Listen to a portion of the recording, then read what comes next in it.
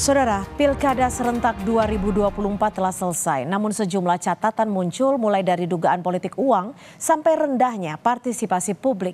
Evaluasi harus segera dilakukan demi memperbaiki kualitas demokrasi di masa depan. Inilah catatan Kompas TV Pilkada serentak 2024, pertaruhan masa depan demokrasi bangsa.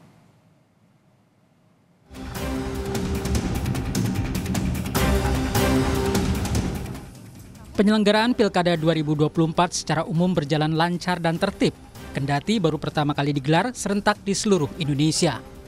Namun pemerintah tetap akan melakukan evaluasi menyeluruh pelaksanaan Pilkada ini. Hal ini bertujuan untuk menghapus praktik politik uang dan mengurangi biaya tinggi yang selama ini membayangi proses demokrasi di Indonesia. Ya, memang salah satu ujian demokrasi kita di Pilkada maupun Pileg adalah money politics.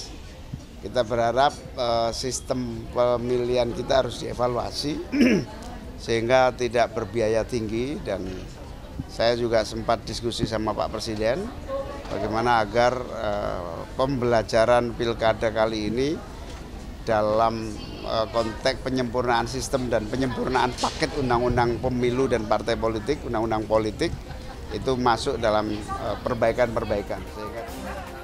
Catatan lain dari pelaksanaan Pilkada serentak 2024 datang dari Badan Pengawas Pemilu Bawaslu yang mengaku menerima lebih dari 2.000 laporan terkait dugaan pelanggaran di Pilkada 2024. Selain menerima pengaduan, Bawaslu RI juga mengaku turut menemukan ratusan kasus dugaan pelanggaran sepanjang pelaksanaan Pilkada tahun ini. November ada 2.420 laporan. Kemudian juga ada temuan 497 temuan. Nah, dari situ kita akan break menjadi 1.725. Sementara itu, KPU RI menanggapi penurunan tingkat partisipasi pemilih Pilkada 2024. Anggota KPU Agus Melas mengatakan secara nasional partisipasi Pilkada 2024 berada di bawah 70% dari total pemilih. Memang kalau kita lihat sekilas ya dari gambaran secara umum ya kurang lebih di bawah 70% secara nasional rata-rata. Meskipun rata-rata nasional biasanya kalau dalam konteks pilkada dibanding pilpres pileg atau pemilu nasional itu biasanya di bawah.